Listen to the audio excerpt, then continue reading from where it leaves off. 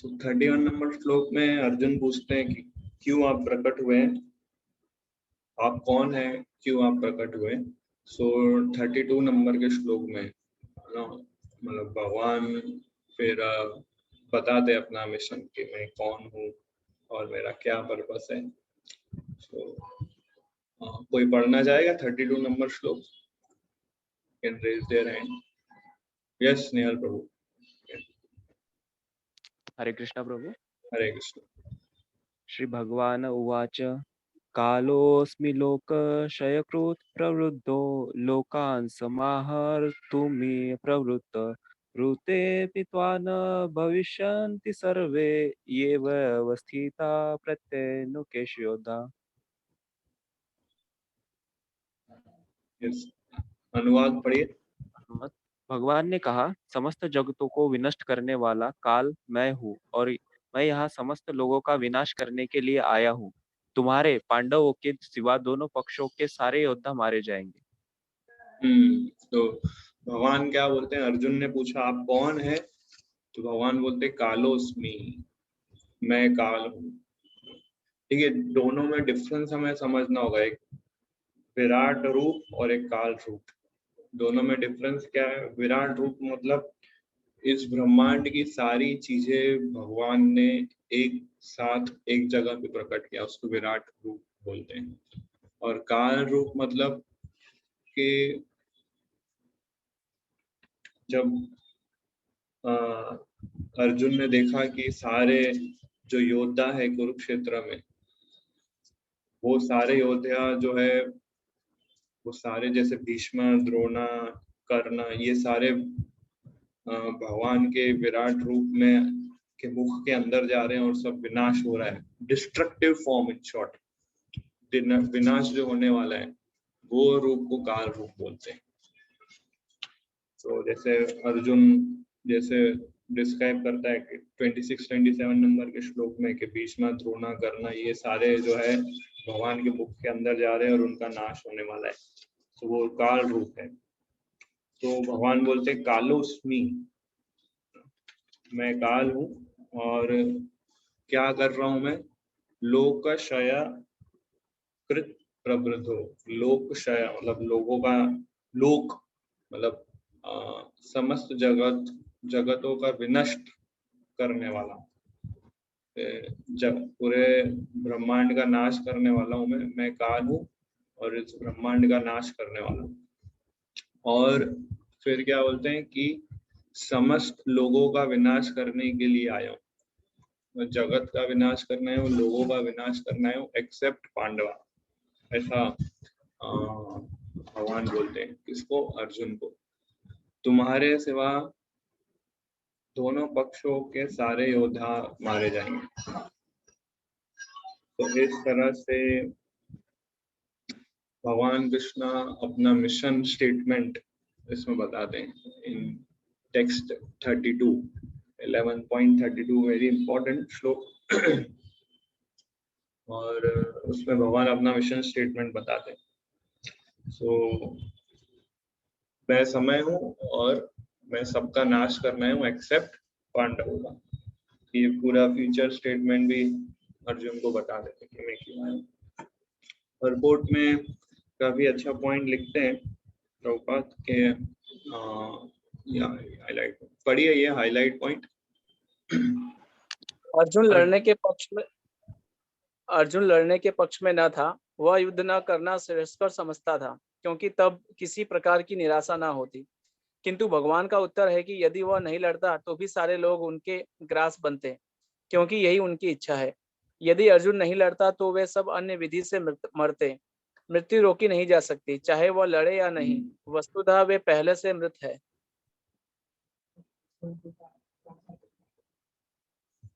बाद में अभी मैंने कुछ किया नहीं था। सो अर्जुन जैसे बोल रहे थे कि मुझे युद्ध नहीं लड़ना है, पर भगवान कहते हैं इस श्लोक के अंदर कि युद्ध लड़े या नहीं लड़े उनका नाश होने वाला है, they are going to die. तो इसलिए भगवान बोल रहे हैं कि अगर प्रभुपाद इसमें लिखते हैं पॉइंट में कि यदि अर्जुन नहीं लड़ता तो वे सब अन्य विधि से मरते। अर्जुन अगर नहीं लड़ता तो कोई दूसरे वे से ये सारे योद्धा लोग मरते। तो मृत्यु को रोकी नहीं जा सकती, चाहे वह लड़े या नहीं लड़े। तो कहने का अर्थ क्या है कि भगवान अर्जुन को बोल रहे हैं कि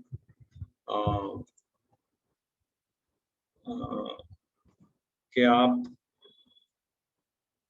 मेरी डिजायर के इंस्ट्रूमेंट बनो। ये नेक्स्ट श्लोक में भगवान कहेंगे कि ऑलरेडी ये लोग मरने वाले हैं, बेटर तुम उस डिजायर के इंस्ट्रूमेंट बनो और क्रेडिट गेन करो। इस तरह से भगवान अर्जुन को बोल रहे हैं। सो अर्जुन का नहीं लड़ना भी कोई यूजफुल स्टेप नहीं होता। भगवान यहाँ पे बोल ही रहे हैं कि सभी लोग ऑलरेडी मरने ही वाले हैं। तो इसमें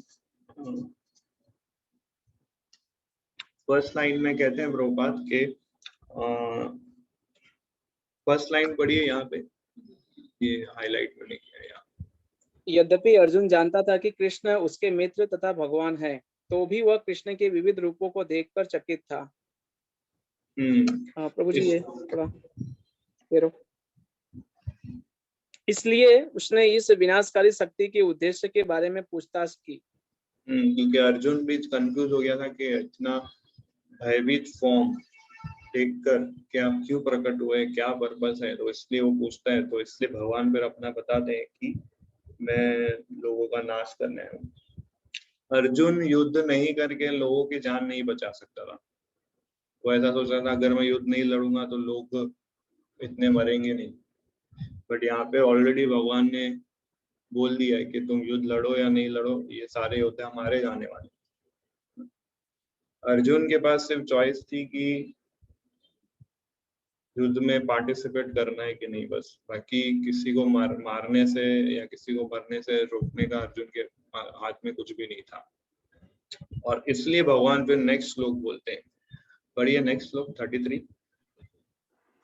तस्मात् त्वम् उत्तिष्ठ यशो लभस्व जित्वा शत्रून् भुनक्ष्व राज्यं समर्थं मयि एवेते नितः पूर्वम् एव निमित्त मात्रं भव्य सव्यसाची। अतः उठो, लड़ने के लिए तैयार हो और यश अर्जित करो। अपने शत्रुओं को जीतकर संपन्न राज्य का भोग करो। ये सब मेरे द्वारा पहले ही मारे जा चुके हैं। और हे सव्यसाची, तुम तो युद्ध में केवल निमित्त मात्र हो सकते हो। तो यहाँ पे बोल रहे हैं तस्मात् त्वम् उत्तिष्ठ, इसलिए तुम उठो। तस्मात् मतलब देयरफॉर, तस्मात् त्वम् उत्तिष्ठो, इसलिए तुम उठो। और क्या बोलते हैं, तीन पॉइंट इस श्लोक में भगवान बोलते हैं। सबसे पहला बोलते हैं यशो लभस्व। यशो लभस्व मतलब यू गेन द फॉर्च्यून, मतलब आप यश, हिंदी में लिखा है यश अर्जित करो। तो यशो लभस्व फर्स्ट पॉइंट। फिर दूसरा बोलते हैं जीतवा शत्रु, शत्रु पे विजय प्राप्त करो। और तीसरा बोलते हैं भुंक्ष्व राज्यम समृद्ध, और राज्य को भोगो। 3 पॉइंट इसमें बोलते हैं, यशो लभस्व, जित्वा शत्रु और भुंक्ष्व राज्यम समृद्ध। अर्जुन को बोलते हैं तुम उठो, युद्ध लड़ो और ये 3 चीजें को प्राप्त कर सकते हो। सो फिर बोलते हैं मयि वैता निहिता पूर्वम एव, कि मेरे अरेंजमेंट के द्वारा, पूर्व अरेंजमेंट्स है ना, मेरे अरेंजमेंट्स के द्वारा ऑलरेडी सबकी मृत्यु तय है।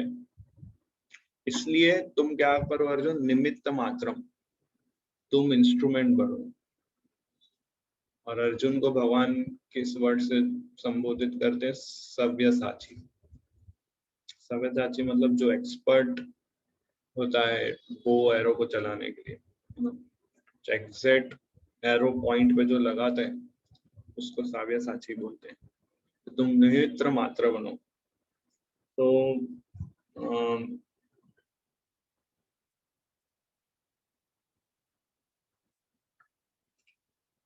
तो तो यहाँ पे भगवान बोल रहे हैं कि तुम इंस्ट्रूमेंट बनो मेरे, और लोगों को ऑलरेडी उनकी मृत्यु होने वाली है, तो तुम इंस्ट्रूमेंट बनो और मेरी ये डिजायर फुलफिल करो कि लोग सारे मारे जाए। सो एक्चुअली यहाँ पे भगवान यानी कि काल रूप को ग्लोरीफाई नहीं मिल रहा है, और अर्जुन को ऐसा बोल रहा है अगर तुम इन सब योद्धा को मारोगे तो तुम्हें यश प्राप्त होगा। तो ग्लोरिफिकेशन किसका होगा? अर्जुन का होगा। ऐसा नहीं है कि काल रूप जो भगवान ने दिखाया था वो अगर मारेंगे तो काल रूप का ग्लोरिफिकेशन नहीं होगा, पर अर्जुन अगर मारेगा तो अर्जुन का ग्लोरिफिकेशन होगा। कहने का अर्थ ये है कि भगवान अपने डिवोटीज को क्रेडिट देना चाहते हैं, और दूसरा ये बोल रहे हैं कि मेरे द्वारा पहले ही मारे जा चुके हैं, ये सब मेरे द्वारा पहले ही मारे जा चुके हैं। इसका अर्थ क्या है कि जैसे भीष्मदेव, द्रोणाचार्य, कर्ण, ये सारे जो थे महान योद्धा थे। भीष्मदेव इतने पावरफुल योद्धा थे कि उन्होंने परशुराम को हरा दिया था। फिर द्रोणाचार्य खुद अर्जुन के गुरु थे, जिन्होंने उनको पूरा सिखाया कैसे युद्ध लड़ा जाता है। तो ये प्रैक्टिकली इम्पॉसिबल था कि अर्जुन इन दोनों को मार सके और विजय प्राप्त कर सके।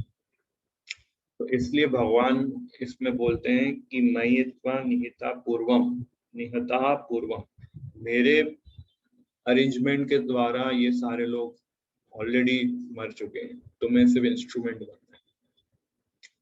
तो डेवोटीज जो है पूरी तरह से भगवान के हैंड में इंस्ट्रूमेंट बनते हैं, भगवान के हाथों में।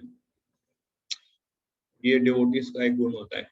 तो इम्पॉसिबल से इम्पॉसिबल टास्क भी डेवोटीज लोग पूरा कर पाते हैं, क्योंकि they are fully depend on Lord's mercy. इसलिए भगवान बोलते हैं निमित्त मात्रम, तुम मेरे इंस्ट्रूमेंट बनो। तो डिवोटी हमेशा इंस्ट्रूमेंट बनता है। डिवोटी कभी ये नहीं सोचता है कि मैंने ये किया, मैंने वो सब किया, मैंने ये अचीवमेंट किया, मेरी वजह से ये हुआ।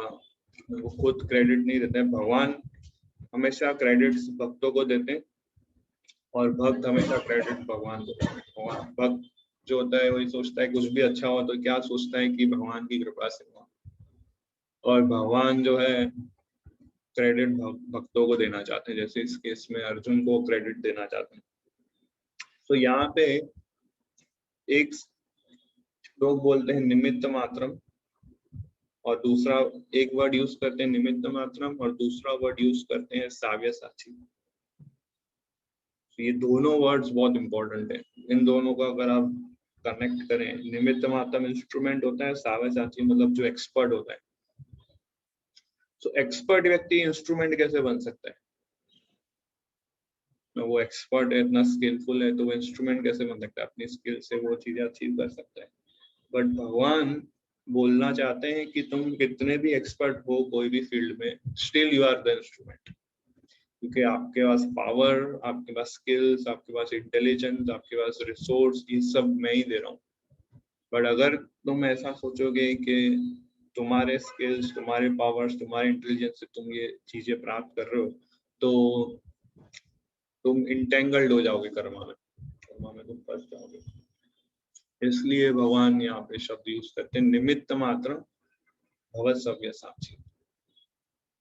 तो यहाँ पे भगवान हम सभी डिवोटीज को एनकरेज करते हैं कि बिकम इंस्ट्रूमेंट, है ना। जैसे कि एक बड़ी दीवार है, उसको अगर गिरानी है, समहाउ वो दीवार नहीं गिर रही है, 10 लोग आके ट्राई कर रहे हैं और उस पे हैमरिंग कर रहे हैं उस दीवार पे, दीवार नहीं गिर रही है।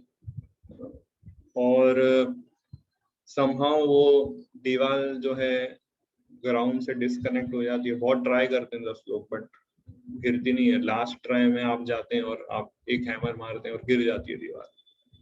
क्रेडिट किसको मिलेगा? ऑफ कोर्स अपेरेंटली हमें ऐसा दिखेगा कि आपने दीवार गई, पर दूसरे 10 लोगों ने ऑलरेडी एफर्ट्स डाले हैं। तो इसी तरह एक्चुअली सारे कार्य भगवान करते हैं, पर क्रेडिट भगवान किसको, हमें देना चाहते हैं कि आपने ये सब किया है। सो ये नो एक्चुअल लीडर ऐसा होता है। इनसिक्योर लीडर कैसा होता है, वो ये सोचता है कि उसके जूनियर्स हैं वो कैसे उनसे आगे बढ़ सकते हैं, वो इतना ज्यादा ग्लोरियस में से कैसे हो सकते हैं, इसलिए वो उनको कभी आगे बढ़ने नहीं देता है। इनसिक्योर लीडर जो है वो कभी भी अपने डिपेंडेंट या अपने फॉलोअर को ग्लोरीफाई जब उसका होता है तो वो इनसिक्योर फील करता है कि मेरे से ज्यादा, ये मेरे से बाद में आया है, मेरे अंडर में है, और इसका ये इतना स्किलफुल क्यों है, ये इतना ग्लोरियस कैसे हो गया। तो भगवान एक आइडल लीडरशिप की क्वालिटीज भी यहाँ पे मैनिफेस्ट कर रहे हैं। आइडल लीडर जो होता है वो हमेशा अपने सबॉर्डिनेट्स को इतना एंकरेज करता है कि वो उससे भी बेस्ट परफॉर्म करे। The qualification of ideal leader.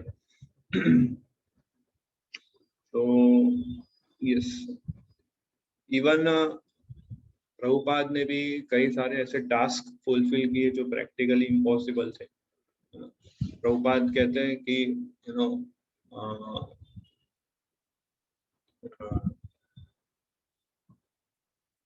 ये इतने सारे बुक्स जो प्रभुपाद ने लिखे, वर्ल्ड के अकेले ऐसे ऑथर थे जिन्होंने इतने सारे बुक्स इतने कम समय में लिखे।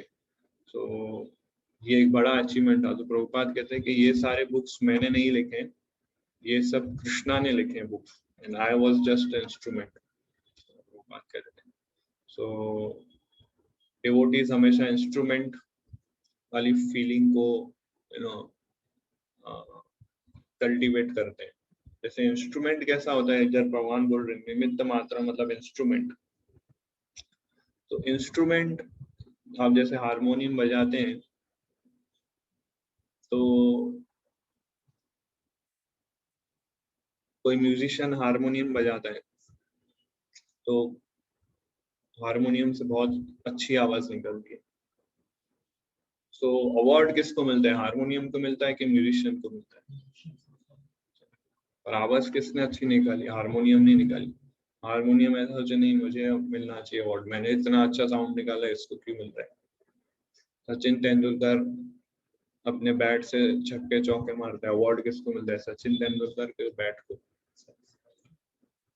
हमेशा जो इंस्ट्रूमेंट यूज करता है उसको ग्लोरीफाई किया जाना चाहिए। इंस्ट्रूमेंट अगर खुद चाहे बोलेगा कि नहीं मुझे मिलना चाहिए, मैंने इतना अच्छा आवाज निकाला, मैंने छक्के चौके मारे, तो वो फुलिशनेस है। तो वो इंस्ट्रूमेंट हमें बनना है, किसके हाथ में, भगवान के हाथ में, कृष्णा के हाथ में। और अगर इंस्ट्रूमेंट कोई म्यूजिशियन प्ले कर रहा है और वो इंस्ट्रूमेंट अपने ही तरह से आवाज निकालता है और म्यूजिशियन को सपोर्ट नहीं करता है, वो अपने आवाज खुद निकालेगा, तो म्यूजिशियन उसको बजाएगा कि नहीं बजाएगा, उसको बोलेगा इसको साइड में कर दो, अंडर रिपेयर, उसको यूज नहीं करेगा वो।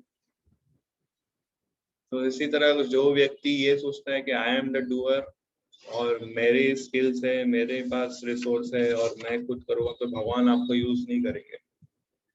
यू एंड योर कर्मा वो सब माया देवी के कस्टडी में आएंगे और भगवान बोलेंगे यू आर अंडर रिपेयर। सो माया देवी के अंडर में आपको डाल देंगे।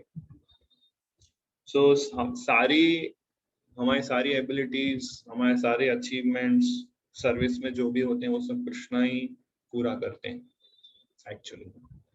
हम तो से केवल हमें खाली विलिंगनेस होनी चाहिए कि भगवान के हाथ में हम इंस्ट्रूमेंट बने। हमारे अंदर विलिंगनेस होनी चाहिए कि हम कुछ सेवा करें, बस बाकी सारी चीजें भगवान करते हैं बैकग्राउंड में। जैसे भगवान बोलते हैं पत्रम पुष्पम फलम तोयम यो में भक्त्या प्रयच्छति, कि मुझे पत्र पुष्प लीफ फ्लावर फ्रूट या वाटर ऑफर करो मेरा सेक्स। ना हमने पत्ते बनाए हैं, ना हमने फ्लावर बनाए हैं, ना हमने पानी बनाए, हमने कुछ भी क्रिएट नहीं किया है। हम सिर्फ एक ही डिजायर लेके चल सकते हैं कि ये फ्लावर मुझे कृष्णा को ऑफर करना है, Krishna become pleased. So this is instrument. तो भगवान चाहते हैं ये इंस्ट्रूमेंट हम बने, हम सिर्फ डिजायर करें कि I want to become the instrument in the hands of Krishna. बस ये डिजायर, ये विलिंगनेस जब हम क्रिएट करेंगे, then that is the success of jiva. तो अर्जुन को भी इस तरह से भगवान एनकरेज करते हैं कि just be instrument of my plan, rest glory is of yours. Purport में प्रभुपाद एक अच्छा पॉइंट लिखते हैं, यस ये हाईलाइट किया मैंने, पढ़िए। प्रकृति द्वारा विशेष योजना संचालित की जा रही है। यह योजना क्या है? यह विराट जगत बद्ध जीवों के लिए भगवान के धाम वापस जाने के लिए सुअवसर है। जब तक उनकी प्रवृत्ति प्रकृति के ऊपर प्रभुत्व स्थापित करने की रहती है, तब तक वे बद्ध रहते हैं। किंतु जो कोई भी परमेश्वर की इस योजना को समझ लेता है, वह कृष्ण भावनामृत का अनुशीलन करता है, वह परम बुद्धिमान है। तो जो कोई भगवान के प्लान को समझता है वो मोस्ट इंटेलिजेंट व्यक्ति है।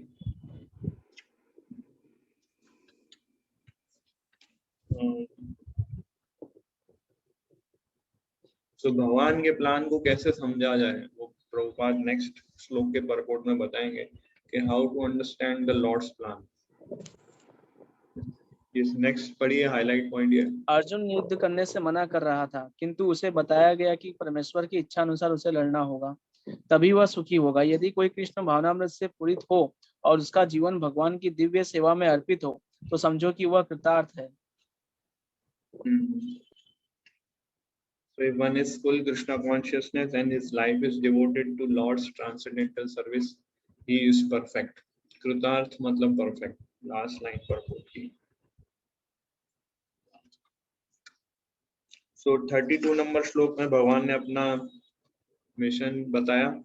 33 नंबर में भगवान अर्जुन को बोल रहे हैं कि इंस्ट्रूमेंट बनो, और 34 नंबर श्लोक में बोल रहे हैं कि ये मैच जो है फिक्स है, रिजल्ट ऑलरेडी डिक्लेयर हो चुका है, मैच फिक्स हो चुकी है, तो मैं बस इंस्ट्रूमेंट बनना है, क्या करना है। तो 34 नंबर इस पढ़िए। द्रोणं च भीष्मं च जयद्रथां च कर्णं तथा अन्यान् अपि योद्धवीरान् मया हत्वा सत्वं जाहि मा व्यवस्थिता युद्धायस्य चेतसि रणे सपत्नान्। द्रोण, भीष्म, जयद्रथ, कर्ण तथा अन्य महान योद्धा पहले ही मेरे द्वारा मारे जा चुके हैं, अतः तुम उनका वध करो और तनिक भी विचलित ना हो। तुम केवल युद्ध करो, युद्ध में तुम अपने शत्रुओं को परास्त करोगे। तो बोल रहे हैं ये जो युद्ध है एक मैच फिक्सिंग है, ऑलरेडी ये डिसाइड हो चुका है कौन जीतने वाला है कौन हारने वाला है। तो यहाँ पे द्रोण का नाम ले रहे हैं भगवान, भीष्म का नाम ले रहे हैं, जयद्रथ, कर्ण तथा अन्य महान योद्धा।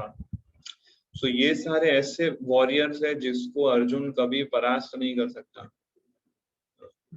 इसलिए इन लोगों का नाम भगवान लेके एंकरेज कर रहे हैं अर्जुन को कि ये ऑलरेडी मारे जा चुके हैं। सो डोंट वरी अर्जुना, तुम उनका वध कर सकते हो, बिल्कुल भी तुम डिस्टर्ब नहीं हो, केवल युद्ध करो, सिंपली फाइट। जैसे डिवोटीज होते हैं हमेशा सिंपली सर्व, मतलब सिर्फ सेवा आप करते जाइए, ये नहीं सोचिए कि ये अकम्प्लिश होगा कि नहीं, या फिर मेरे पास कुछ रिसोर्स नहीं है, या मेरे पास मैन पावर नहीं है, मेरे पास स्किल्स नहीं है, ये हमें नहीं सोचना है।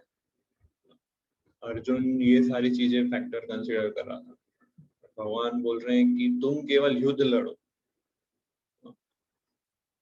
तो डोंट थिंक के मैं एक्चुअली कई डिवोटीज ऐसा सोचते हैं कि मेरे पास स्किल्स नहीं है, मेरे पास एबिलिटी नहीं है, तो मैं ये सर्विस नहीं कर सकता। भगवान 9th श्लोक में 9th चैप्टर में ऑलरेडी बोल चुके हैं, योगक्षेमम अहम याम। जो हमारे पास चीजें हैं भगवान उसको प्रोटेक्ट करते हैं, जो हमारी कमियां हैं भगवान उसको पूरी करते हैं।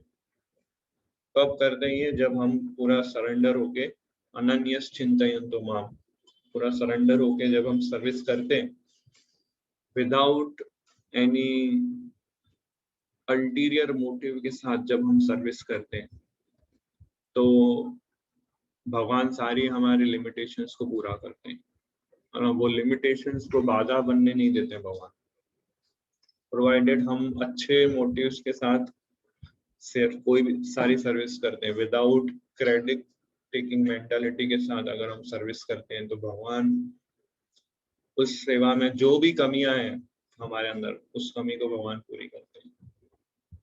भाव से हमारा ये होना चाहिए कि भगवान की सेवा करनी है, भगवान की सेवा अच्छे से होनी चाहिए, ये होना चाहिए। सो इसलिए भगवान इनडायरेक्ट वे में ऐसा बोल रहे हैं कि जितना भी फेम है, जितना भी टैलेंट है, जितना भी पावर है, इंटेलिजेंस है, ये सब मेरी सर्विस में लगाओगे। मेरी सर्विस में तुम नहीं लगाओगे तो तुम कर्म बंधन में फंस जाओगे, है ना। जैसे फॉर एग्जांपल एक कौवा होता है, क्रो। वो कौवा अगर मोर के पंख अपने पूंछ पे लगा और बोले आई एम वेरी ब्यूटीफुल, कितना अच्छा लग रहा है, ऐसा करे तो लोग हंसेंगे एक्चुअली। उसी तरह भगवान के द्वारा दिया गया सारे स्किल सेट्स, सारे पावर्स, इंटेलिजेंस, ये अगर हम अपनी सेवा अपने लिए यूज करेंगे और दिखाएंगे देखो मैंने ये सब किया, आई am the best person, I am the most qualified person, तो हम फंस जाएंगे उस सिचुएशन में।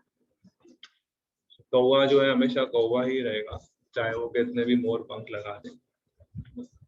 तो ये इस एग्जाम्पल में जो मोर है वो भगवान है, कौवे जो है वो हमें, और मोर के पंख जो है वो सारे स्किल सेट्स, सारे इंटेलिजेंस, पावर, रिसोर्सेस, ये सारे मोर पंख के साथ।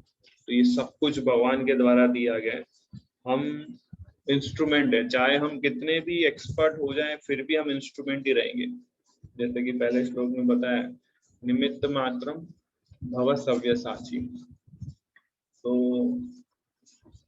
भगवान और ये भी बोलते हैं कि मेरे प्रीवियस अरेंजमेंट से तुम इस युद्ध को जीतोगे, अर्जुन के स्किल सेट से नहीं, बट भगवान के प्रीवियस अरेंजमेंट, पूर्वमेव, इस अरेंजमेंट से ये युद्ध को जीता जाएगा। तो नेक्स्ट श्लोक में ना फिर संजय डिस्क्राइब करता है ना कि फिर अर्जुन क्या, भगवान ने ये 3 श्लोक बोल दिए, फिर संजय बोलता है, धृतराष्ट्र को बताता है कि आगे फिर क्या होता है। यस, इसका परपोर्ट काफी अच्छा है, पहले 34 का हम परपोर्ट कर लेते हैं, पूरा परपोर्ट पढ़िए। यस, प्रत्येक योजना भगवान द्वारा बनती है, किंतु वे अपने भक्तों पर इतने कृपालु रहते हैं कि जो भक्त उनकी इच्छा अनुसार उनकी योजना का पालन करते हैं उन्हें ही वे उसका श्रेय देते हैं। अतः जीवन को इस प्रकार गतिशील होना चाहिए कि प्रत्येक व्यक्ति कृष्ण भावनामृत में कर्म करे और गुरु के माध्यम से भगवान को जाने। भगवान की योजनाएं उन्हीं की कृपा से समझी जाती है और भक्तों की योजनाएं उनकी ही योजनाएं हैं। मनुष्य को चाहिए कि ऐसी योजनाओं का अनुसरण करे और जीवन संघर्ष में विजयी बने।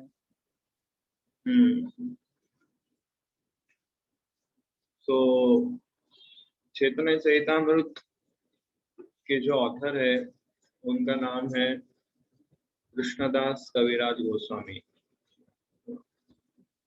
तो वो जब 90 इयर्स के हो गए थे तब भगवान ने उनको आदेश दिया था कि आप ये चैतन्य चरितामृत लिखिए, और उस एज में ना उनके हाथ जो थे पूरे हिलते थे बिकॉज ऑफ ओल्ड एज, और उनको प्रॉपर उनके पास विजन भी नहीं था प्रॉपर, वो देख भी नहीं सकते थे, पर फिर भी उस एज में उन्होंने इतना पावरफुल ग्रंथ लिखा जो गौड़िया वैष्णव संप्रदाय में सबसे प्रसिद्ध ग्रंथ अभी माना जाता है।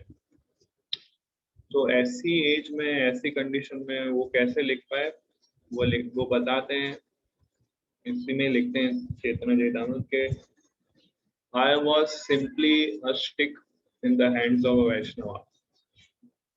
तो मैं जो था केवल इंस्ट्रूमेंट था उनके हाथों में, बाकी सारा कार्य भगवान नहीं करवाया। तो ये मूड हमारे आचार्य लोग मैनिफेस्ट करते हैं। प्रभुपाद के भी कई सारे फीलिंग्स में ऐसा मूड हम ऑब्जर्व करते हैं। तो ये मूड हमें कल्टीवेट करना चाहिए, इंस्ट्रूमेंट वाला मूड। डूअरशिप वाला मूड बहुत ऑब्स्टिकल है हमारे भक्ति के अंदर। जनरली जिन डिवोटीज के पास ज्यादा स्किल सेट्स होते हैं वो लोग जनरली ये टेंडेंसी में आ जाते हैं कि मैंने ये सारा किया और मैंने सारे सर्विस किए, और फिर लोग सारे उसको ग्लोरीफाई करते हैं, सब लोग उनको क्रेडिट देते हैं। उस समय वो डिवोटी की अगर उस भक्त का अगर साधना अच्छा नहीं है, अगर वो कृष्णा कॉन्शियसनेस में फिक्स जब नहीं है, तो ये ग्लोरीज और क्रेडिट से पूरा टेक ओवर हो जाएगा and he will be entangled ना। वो फिर सर्विस भगवान एक्सेप्ट नहीं करते। भगवान उनसी डिवोटीज की सर्विस एक्सेप्ट करते हैं जो हमेशा इंस्ट्रूमेंट मेंटालिटी से सर्विस कर रहे हैं, ना कि क्रेडिट मेंटालिटी से। सो ये बहुत सटल चीज है जिस पे हमें वर्क करना चाहिए। एंड वो तब हो सकती है जब हम अपनी साधना स्ट्रॉन्ग रखेंगे, मतलब चैंटिंग, रीडिंग, हियरिंग, एसोसिएशन अच्छा रखेंगे हम, तब ये पॉसिबल हो सकता है। नहीं तो ये कॉन्शियसनेस को मेंटेन करना बहुत डिफिकल्ट है विदाउट प्रॉपर साधना। यस, तो नेक्स्ट श्लोक में अर्जुन संजय डिस्क्राइब करते हैं, पढ़िए।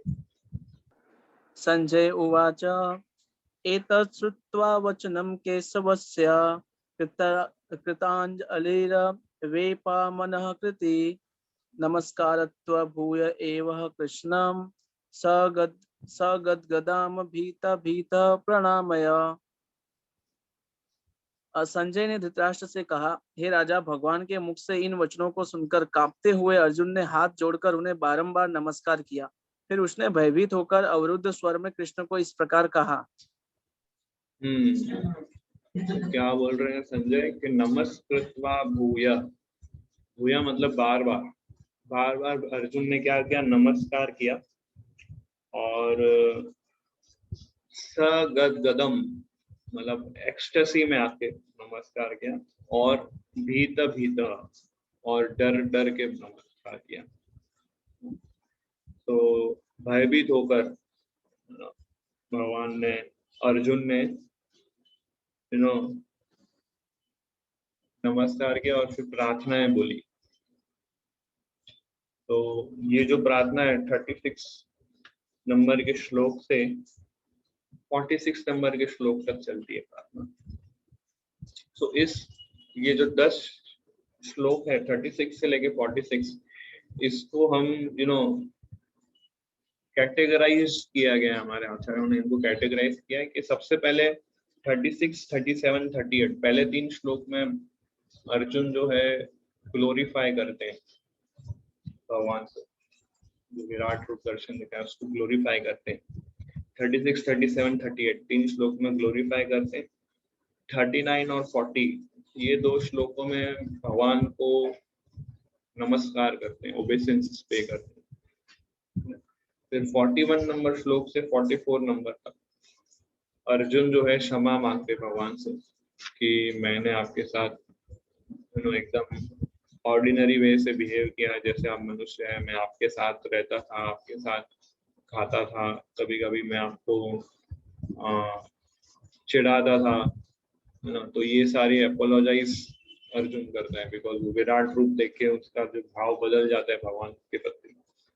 और फिर 45 और 46 श्लोक में अर्जुन जो है रिक्वेस्ट करते हैं भगवान से फिर कि आप फिर से 200 फॉर्म में आ जाइए। ये जो विराट रूप आपने जो प्रकट किया है वो बहुत भयभीत है मेरे लिए, और मेरा mind I can not compose, so revert back हो जाइए और फिर से 200 फॉर्म है उसमें आ जाइए। सो पहले ग्लोरीफाई करते हैं, फिर ओबेसेंस पे करते हैं, नमस्कार करते हैं, फिर अपोलोजाइज मतलब क्षमा मांगते हैं, और फिर रिक्वेस्ट करते हैं। ये 4 कंपोनेंट है अर्जुन के प्रेयर्स में। सो 36 नंबर श्लोक नेक्स्ट पढ़ते हैं जिसमें भगवान ग्लोरीफाई करते हैं। यस। अर्जुन उवाच स्थाने ऋषिकेश त्वा प्रकृत्या जगत परहर्षात्य अनुर्जायते च रक्षांसि भीतानि दिशो द्रवन्ति सर्वे नमस्यांति च सिद्ध संघा। अर्जुन ने कहा, हे ऋषिकेश, आपके नाम के श्रवण से संसार हर्षित होता है और सभी लोग आपके प्रति अनुरुक्त होते हैं। यद्यपि सिद्ध पुरुष आपको नमस्कार करते हैं, किंतु असुरगण भयभीत हैं और इधर उधर भाग रहे हैं। यह ठीक ही हुआ है।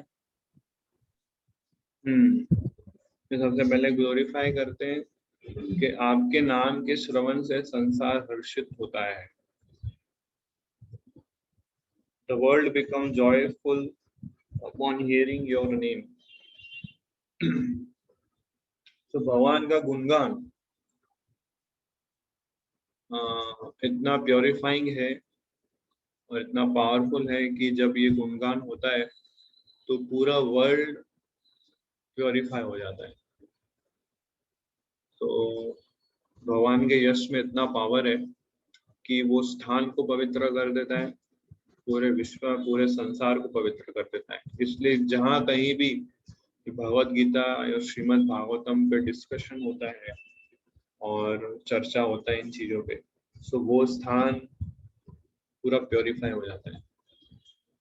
इसलिए अर्जुन स्टार्ट करते हैं कि आपके नाम के श्रवण से संसार हर्षित हो जाता है और सभी लोग आपके प्रति अनुरुक्त होते हैं, मतलब आपसे अटैच्ड हो जाते हैं। फिर बोलते हैं कि भक्त लोग जो है आपको प्रणाम करते हैं, पर जो असुर गण है वो भयभीत है और इधर उधर भाग रहे हैं। मतलब ये जो यूनिवर्सल फॉर्म भगवान ने दिखाया, ये यूनिवर्सल फॉर्म जब असुरों ने इस यूनिवर्सल फॉर्म का दर्शन किया विराट रूप का, तो वो लोग भयभीत हो गए और इधर उधर भागने लगे। और भक्त जो होता है वो इस यूनिवर्सल फॉर्म को रिस्पेक्ट करता है, वो डरता नहीं है बट रिस्पेक्ट करता है। क्यों? क्योंकि भक्तों को पता होता है कि भगवान ने ये विराट रूप क्यों मैनिफेस्ट किया है, क्योंकि असुरों का नाश करने के लिए मैनिफेस्ट किया। इसलिए जब अर्जुन ने देखा इस यूनिवर्सल फॉर्म को तो देवता लोग प्रसन्न हुए थे, क्योंकि देवताओं को पता था कि ये असुर लोगों का भी नाश करेंगे ये यूनिवर्सल फॉर्म लेके। पर असुर लोग जो है वही फॉर्म देख के भयभीत हो गए और इधर उधर भागने लगे। तो भगवान का जो ये क्या बोलेंगे, भगवान कृष्ण का ये जो ट्रीटमेंट है डिवोटीज के प्रति और डेमंस के प्रति, ये ट्रीटमेंट को अर्जुन अप्रिशिएट कर रहे हैं, इस श्लोक में ग्लोरीफाई कर रहे हैं कि आपका ये व्यवहार भक्तों के प्रति और असुरों के प्रति है ना, इसको ग्लोरीफाई कर रहे हैं। ये पढ़िए इसका हाईलाइट पॉइंट। जब अर्जुन ने भगवान का विश्व रूप देखा तो देवताओं को आनंद हुआ, किंतु अन्य लोग जो असुर तथा नास्तिक थे भगवान की प्रशंसा सुनकर सहन न कर सके। वे भगवान के विनाशकारी रूप से डरकर भाग गए। भक्तों तथा नास्तिकों के प्रति भगवान के व्यवहार की अर्जुन द्वारा प्रशंसा की गई है। तो अर्जुन इस तरह से प्रशंसा करते हैं इसके अंदर। यस, कंटिन्यू नेक्स्ट श्लोक पढ़ते हैं जिसमें अर्जुन ग्लोरीफाई कर रहे हैं अपना।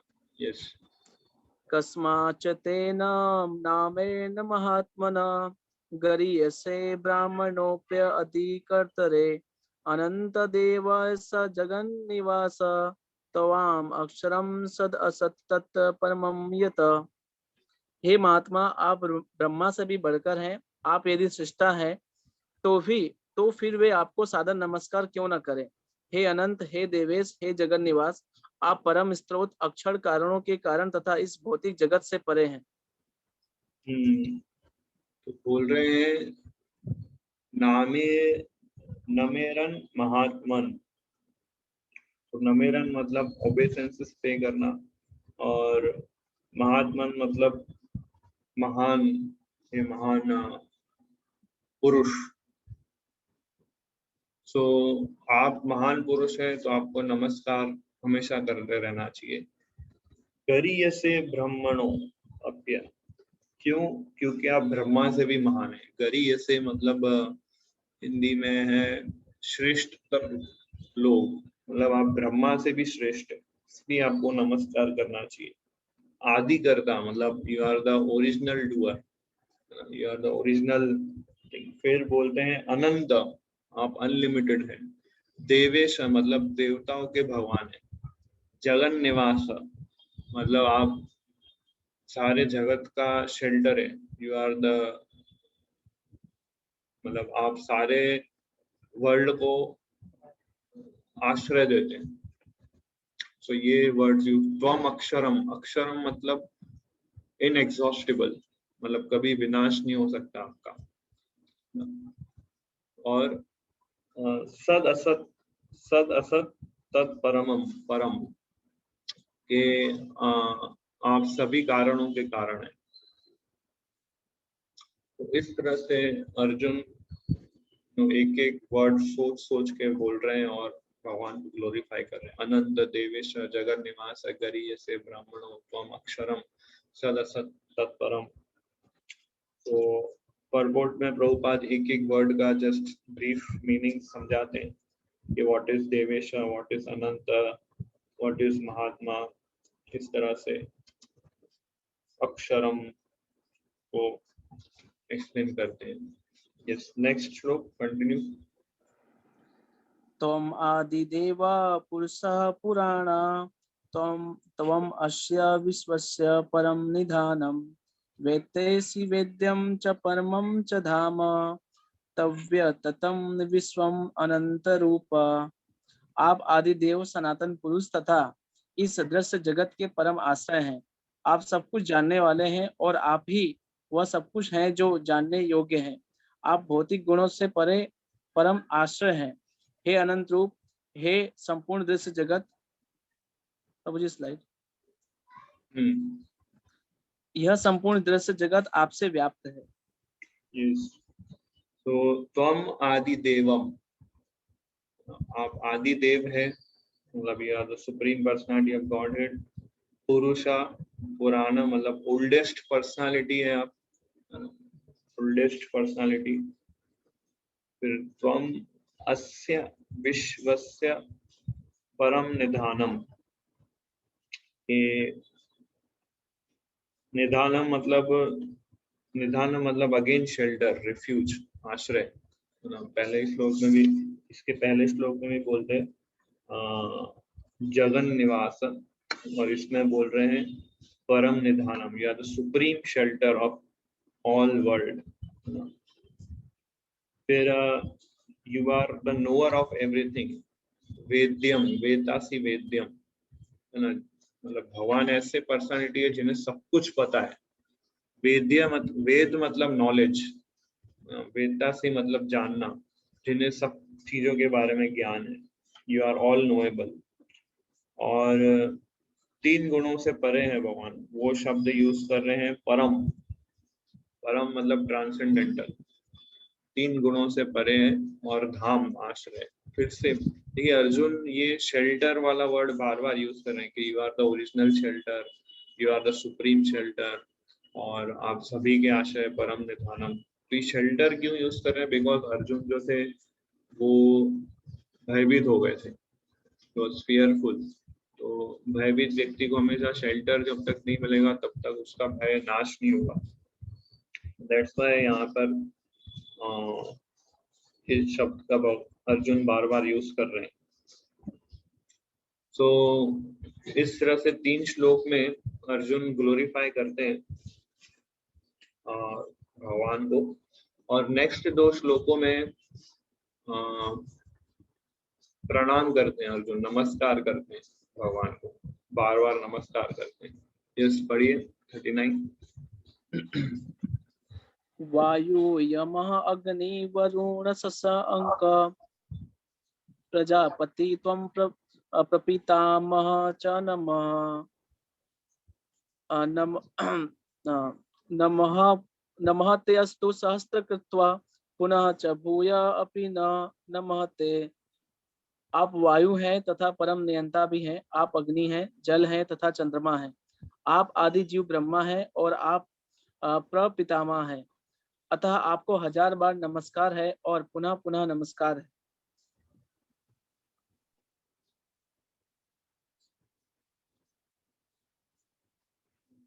नमो नमस्ते अस्तु सहस्रकृत्वा। सहस्रकृत्वा मतलब 1000 बार मैं आपको नमो नमस्ते नमस्कार कर रहा हूँ, हजारों बार नमस्कार कर रहा हूँ, पुनः पुनः नमस्कार कर रहा हूँ। पुनश्च भूयो अपि नमो नमस्ते। सो बार बार अर्जुन अभी ओबेसेंसिस नमस्कार बार बार करेंगे। यस, पढ़िए नेक्स्ट श्लोक। नमः पुरस्ताद अतः परस्ततस्ते नमोस्तु ते सर्वात एव सर्वा अनंत वीर्यामित विक्रमास्त्वं सर्वं समाप्नोसि ततोसि सर्वा। आपको आगे पीछे तथा चारों ओर से नमस्कार है। हे असीम शक्ति, आप अनंत पराक्रम के स्वामी हैं, आप सर्वव्यापी है अतः आप सब कुछ हैं। तो आपको आगे पीछे चारों ओर से नमस्कार। इस तरह से क्यों ऐसा बोलते हैं आगे पीछे चारों ओर? क्योंकि अर्जुन को 360 दर्शन हो रहा था, विश्वरूप दर्शन का। एक स्क्रीन पे, जैसे जैसे मैंने लास्ट क्लास में बताया कि जब आप 3D मूवी देखने जाते हैं तो आपको एक ही स्क्रीन पे दिखता है, लेफ्ट राइट नहीं दिखता है।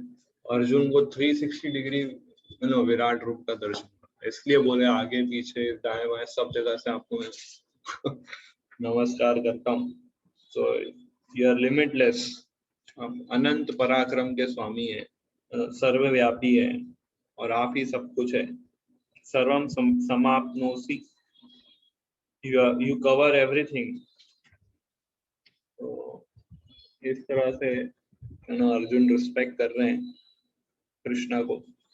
और एक्चुअली अभी अर्जुन भूल चुके हैं कि कृष्णा उनके फ्रेंड है। अभी उनका मूड हो गया है कि कृष्णा जो है भगवान है, उनको रिस्पेक्ट करना चाहिए, उनको प्रणाम करना चाहिए और वो उनके स्वामी है, प्लीज शेल्टर आप दीजिए। इस तरह से अर्जुन प्रणाम करते हैं। नेक्स्ट 41 श्लोक से 44 श्लोक के अंदर अर्जुन जो है क्षमा मांगते हैं कि उन्होंने जो जो गलती की, कृष्णा को उन्होंने फ्रेंड समझा और फ्रेंड के भाव में उनको एकदम मजाक किया या फिर ऑर्डिनरी माना। तो ये सारी चीजें अर्जुन अपोलोजाइज मांगते हैं, जो हम नेक्स्ट क्लास में चर्चा करेंगे। सो 41 श्लोक से लेके 46 तक आगे की प्रेयर्स हम नेक्स्ट टाइम कंटिन्यू करेंगे। सो किसी का कोई प्रश्न है तो पूछ सकते हैं, हमने डिस्कस किया। Questions, any doubts?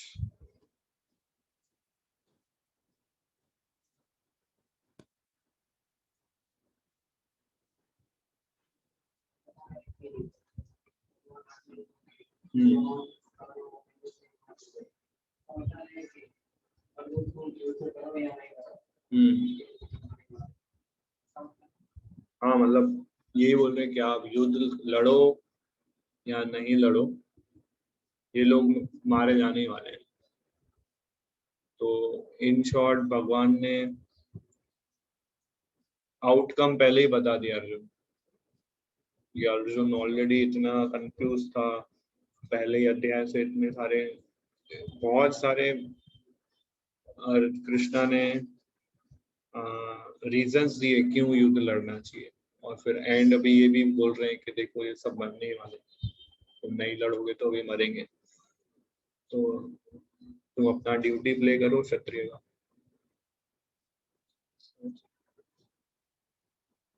Yes, Navrang प्रभु। हरे कृष्ण प्रभु। तो अर्जुन को दिव्य दृष्टि दी गई थी विराट रूप को देखने के लिए। तो असुरों ने भी उस विराट रूप को देखा और भयभीत होकर भागने लगे। तो मतलब असुर लोग में भी इतना मतलब शक्ति है क्या, मतलब एक्चुअली वो देख सकते हैं? असुर लोग, अर्जुन को दिव्य दृष्टि भगवान ने क्यों दी थी? क्योंकि अर्जुन जो है भगवान को प्रेम दृष्टि से देख रहा था। हायर विजन से देखा था मतलब कृष्ण को। तो प्रेम दृष्टि से हम विश्व रूप का दर्शन नहीं कर सकते, तो अर्जुन को इसलिए दिव्य दृष्टि दी ताकि वो ये ऑ एंड रेवरेंस वाले मूड से देखेगा तो ही अर्जुन विश्व रूप को दर्शन को देख पाएगा। तो असुर लोग जो थे वो ऑलरेडी, उनको दिव्य दृष्टि देने की जरूरत नहीं पड़ी क्योंकि वो ऑलरेडी असुर वाला भाव था और ये समझते थे कि भगवान आएंगे तो हम सबको मार देंगे, तो ऑलरेडी असुर लोग भयभीत थे। तो अर्जुन को इसलिए दिव्य दृष्टि दी क्योंकि अर्जुन जो था प्रेम की आंखों से भगवान को देखता, तो इसलिए उनको वो दिव्य दृष्टि दी। तो प्रेम चक्षु से हम ईश्वरूप का दर्शन नहीं कर सकते। तो मतलब दुर्योधन के केस में भी यही है ना प्रभु? हाँ, दुर्योधन के केस में भी एक्चुअली दुर्योधन को दिखाया था विश्वरूप कर, फिर भी दुर्योधन कन्विंस नहीं हुआ कि भगवान है। अर्जुन दुर्योधन बोला ये कोई भगवान, ये कृष्णा ने जस्ट कोई योगिक शक्तियां हैं कृष्ण के पास, अपनी योग शक्ति से कुछ ऐसा कर रहे हैं, इस तरह से दुर्योधन ने लिया था उसको। और प्रभु एक सिर्फ मैं समझ नहीं पाया था एक एग्जांपल आपने वो हारमोनियम वाला, क्रिकेट सचिन के बैट वाला, वो दोनों एग्जांपल दिए थे और वो दीवार वाला एग्जांपल दिया था कि आखिर में हथौड़ा मारना। तो ये दोनों एग्जांपल थोड़े थोड़े अलग है ना एक दूसरे से प्रभु? नहीं, दोनों एग्जांपल से हमें यही सीख मिलती है कि हम डूअर नहीं है, हमें क्रेडिट नहीं लेना चाहिए, क्रेडिट भगवान को ही देना चाहिए हमेशा, और हमें सिर्फ इंस्ट्रूमेंट बनना है भगवान के हाथ। सो बैकग्राउंड में भगवान ने सब कुछ अरेंजमेंट किया है, हम खाली लास्ट हथौड़ा मारे और गिरे दीवार, तो ये नहीं बोल सकते कि हमने गिराई दीवार। एक्चुअली भगवान ने सब कुछ अरेंज किया, हमें खाली टच करना है और दीवार गिर जाएगी। भगवान ने ऑलरेडी वो गिराने जितना कर दिया, पर भगवान का नेचर क्या है कि वो डिवोटीज को क्रेडिट देना चाहते, खुद क्रेडिट नहीं लेना चाहते। ऐसा है, ये भगवान का मूड है। भगवान ले सकते हैं क्रेडिट दीवार गिराने का, पर नहीं। हनुमान को क्रेडिट देना चाहते थे भगवान राम से, और चाहते तो हनुमान सीता को लेके आ सकते थे वापस जब गए थे, पर हनुमान के माइंड में नहीं, भगवान जब जाएंगे उनको क्रेडिट मिलना चाहिए। तो इस तरह से डिवोटीज चाहते हैं भगवान को क्रेडिट मिले और भगवान चाहते हैं डिवोटीज को क्रेडिट मिले, तो ये मूड होता है डिवोटीज और भगवान के बीच में। Okay, yes, thank you Prabhu. Yes, Nimesh प्रभु।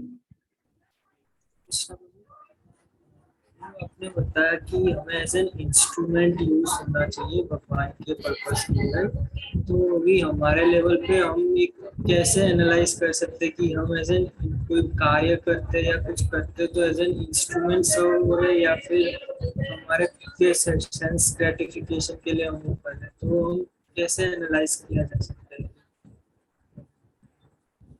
पहले तो हमें ये समझना है कि जो भी हमारे अंदर क्षमता है, जो भी हमारे अंदर स्किल्स है, एबिलिटीज है, वो सब भगवान के द्वारा हमें प्राप्त हुई है। भगवान 10th चैप्टर में बोलते हैं, I am the ability of a skilful person. तो ये पॉइंट सबसे पहले हमें समझना है कि सारे गुण, सारी कलाएं, सारी सभी प्रकार की बुद्धि सब भगवान की है, भगवान के द्वारा ही हमें प्राप्त हुई है। आई am the intelligence of the intelligent, ये भी बोलते हैं भगवान। आई am the ability in the man. तो ये सबसे पहले क्लियर होना चाहिए हमारे माइंड में। फिर हम सर्विस कुछ भी करेंगे तो हम इंस्ट्रूमेंट वाले मूड में रहेंगे, क्योंकि हमें पता चल गया है कि सारे स्किल्स, सारे एबिलिटीज भगवान के द्वारा ही हमें मिली है। तो इसलिए डिवोटी फिर कंफ्यूज नहीं होगा कि जब उसने कुछ अचीव किया होगा, वो हमेशा इंस्ट्रूमेंट वाले या फिर सर्वेंट वाले मूड में ही रहेगा। तो इसलिए ये क्रिकेट बैट और हारमोनियम का एग्जाम्पल हमेशा माइंड में रखना चाहिए। एक और एग्जाम्पल देता हूँ, अगर कोई लड़का एग्जाम में लिखता है और उसका फर्स्ट रैंक आता है, तो फर्स्ट रैंक का अवार्ड उसको मिलता है कि पेन को मिलता है? स्टूडेंट को मिलता है। पेन बोले नहीं, मैंने लिखा था ये पेपर, सारी मैंने यूज, मेरी पिंक यूज हुई है। तो ये सारे एग्जांपल्स हमें इजीली रिमाइंड करवा सकते हैं कि हम वो पेन है, हम वो बैट है, हम वो हारमोनियम है जिसको कभी अवार्ड सर्टिफिकेट नहीं मिलता है, पर जिसने इन चीजों को यूज किया उसको मिलता है।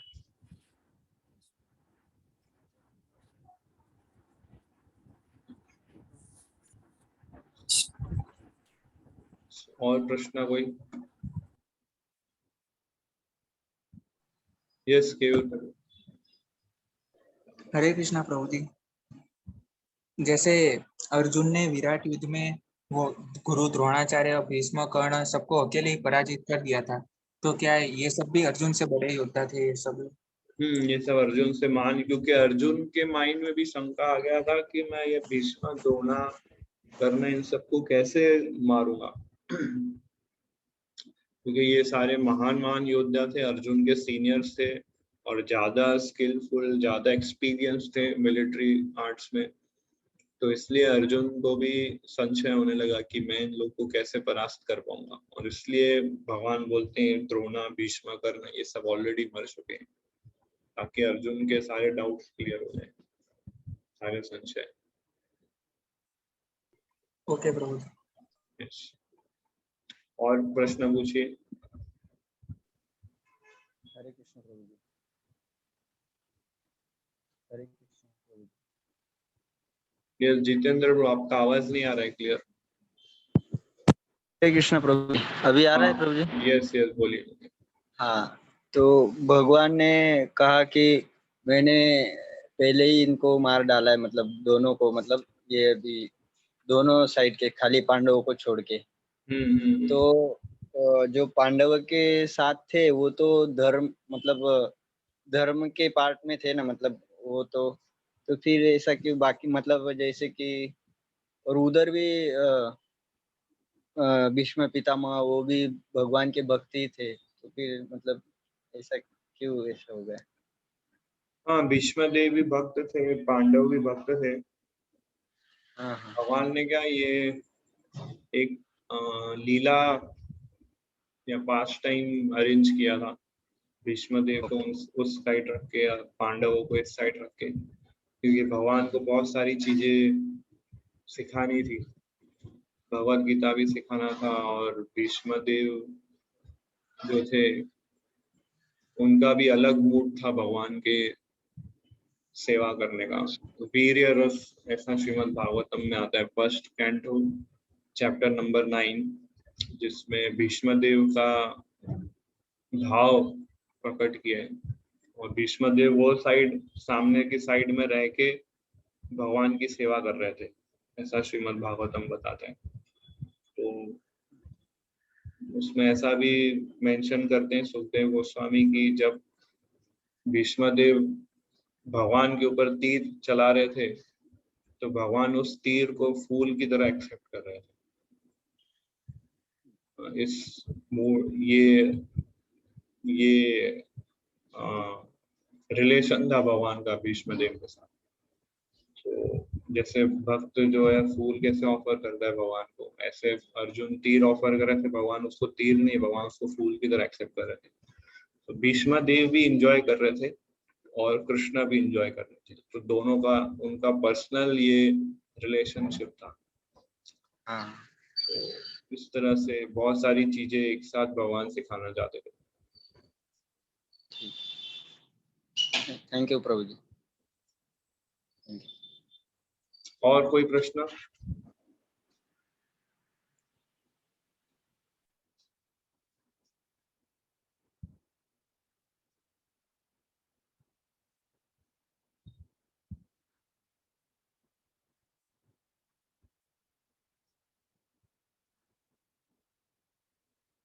ओके, सो हम यहाँ एंड करते हैं।